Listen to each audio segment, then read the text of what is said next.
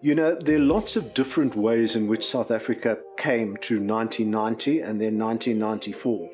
And one of the quite important ways in which it came to it was through the politics of the first half of the 1970s. That's a period in which Steve Biko leads and forms the Black Consciousness movement, which poses an enormous challenge to the society. It's a period in which the new trade union movement begins and develops, and it's a period in which large numbers of particularly white students on the campuses develop a radicalism and an activism that is quite important. You know, for reasons that are not clear, I've always had a very good memory, and it's one of the reasons why, to some extent, I was almost selected by my cohort to write this book. They'd always said that I was the one who remembered best. Part of this memory writing was exceptionally difficult and exceptionally painful as well. Not only because of personal experiences, but because of experiences of what happened to other people. The one is a name you'll know, Steve Biko. Critical and important not only in terms of the black campuses, but in terms of the challenge that is mounted to students on the white campuses. Because it's that challenge and dealing with that challenge that really opens the way to the development of a radicalism. That's one character. A second character, less well known, is Neville Curtis. He was the president of NUSAS at the same time as Steve Biko was the president of SASO, the South African Students' Organization. They actually worked closely together, even at the time as SASO was starting to split from NUSAS.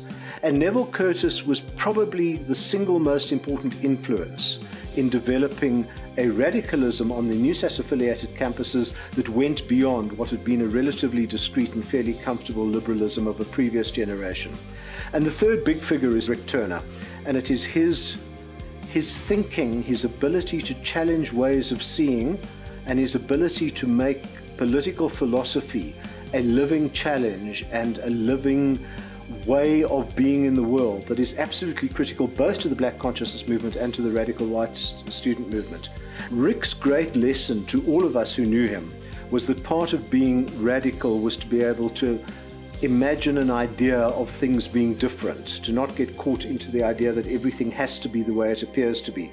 At the launch of this book, the first launch of it took place at Wits, and a number of the younger students were there, and they were asking very interesting questions. They were saying, our student body seems relatively apathetic about the politics of the time.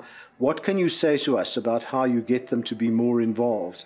And I had to smile and say, you know, that sounds exactly like me talking in 1970 or 1971.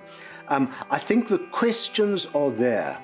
The questions are there amongst a new group of young people who believe our society is losing its way and are trying to find ways of engaging on the basis of a more radical critique.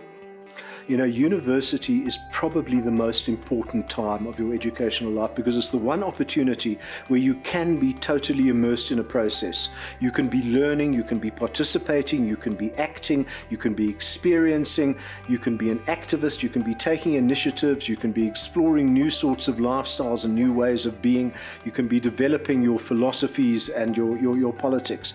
It is probably the period of life in which that is most likely to happen. And if it doesn't happen, then it may never happen again. The message to students would be immerse yourself and participate in every single thing that you can as a process of your learning process and your engagement. Don't be narrow. Don't just do your course. Don't just participate in your one club. Don't just come to lectures and then go home. Immerse yourself in a total experience, as we were lucky enough to be able to do in the 1970s.